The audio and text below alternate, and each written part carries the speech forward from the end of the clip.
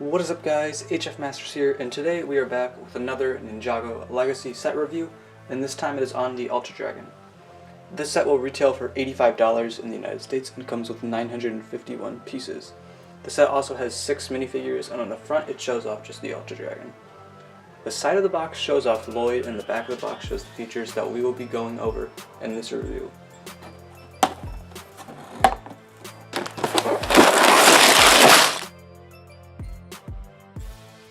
And here is the Ultra Dragon in all of its glory.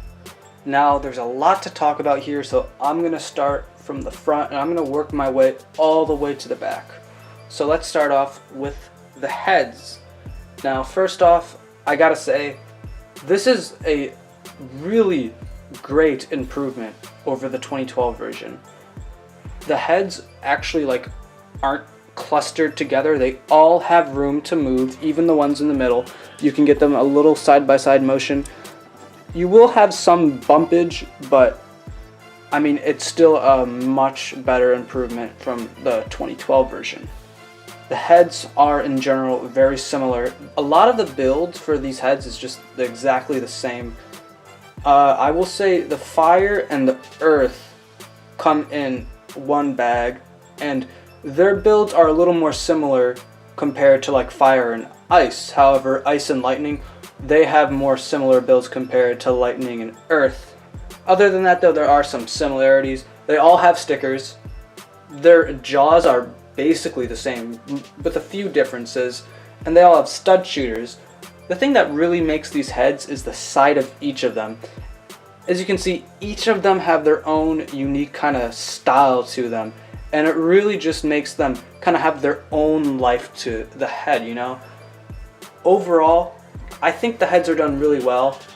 I'd probably say the only one I'm not a fan of is going to be the earth one. I don't know, it's just not my cup of tea. But other than that, I think the heads are really nice. I think they did a good job making them kind of fit together, like as they're united. However, they're different enough where it's like, oh, you can tell that there's something else to them. Moving along to the kind of cockpit sitting area, this area is covered with gold and is really the only area that has all of this gold besides the front with the heads. The heads do have a little bit of gold. This area is really nice because obviously you can sit Lloyd, I mean duh, but they also have these studs on the sides, and you can actually place a minifigure if you want there.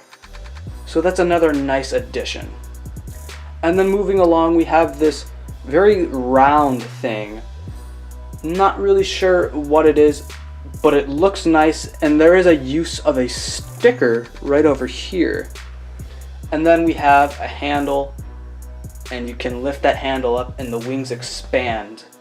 And this is where we introduce the flapping function. I would say I like this function. It's not exactly the best. It does leave some openness, but I mean, it looks great at certain angles. And then the wings, you may not like the cloth, you may like the cloth. I'm a fan of the cloth, so I really don't have an issue with it. And then before we move on, I just want to talk about the legs. There is no articulation in the legs besides with the feet, so that is a little bit of a kind of upset. I'm not going to say it's going to affect the set in too much of a major way, because it does what it needs to do. It stands well. Moving along, we can see the center of this. It continues with that rocky theme. However, as we progress to the tail, we start to see a little more spice coming out, which is cool. And then we reach the tail, and it has that swiveling function. However, I will say the swiveling function is a little bit heavier, not as precise, not as just free as some of the other dragons, because there's just more to it. However, it functions well. You can still knock down a minifigure, so it's a good function still. This set comes with 6 minifigures from right to left, being Wu, Lloyd, Garmadon, Pythor, Lasha, and Spitta. Now, the issue with this set is it's very expensive, $85 set, most expensive set of the wave. and none of these minifigures are exclusive, not a single one. That means you can get these figures somehow in a cheaper way. The snakes you can get either from the Kai and Zane bike set, or Pythor comes in the Stormfighter.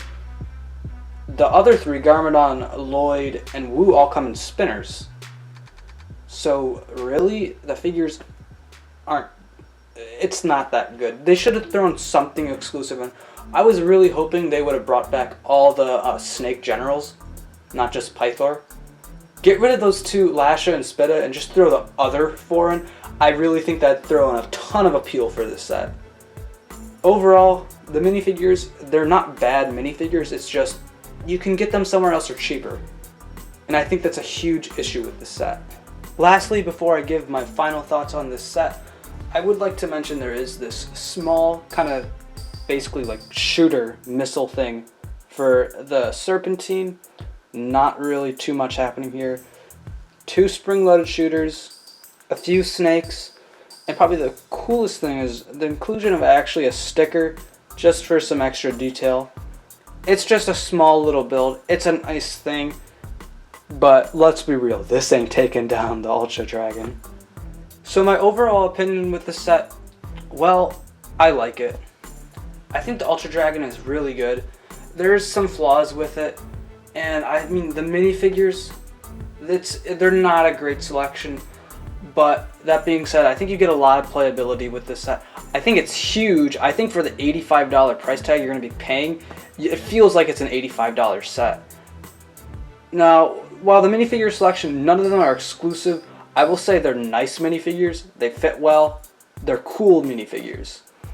And there's a lot of play features here. Besides with the fact that it has the whole wing thing, which is obviously the coolest feature, it does have the tail swiveling. Every single head has 2 stud shooters, and of course the small little Serpentine build, it comes with 2 spring-loaded shooters, so there's a lot you can do with this set.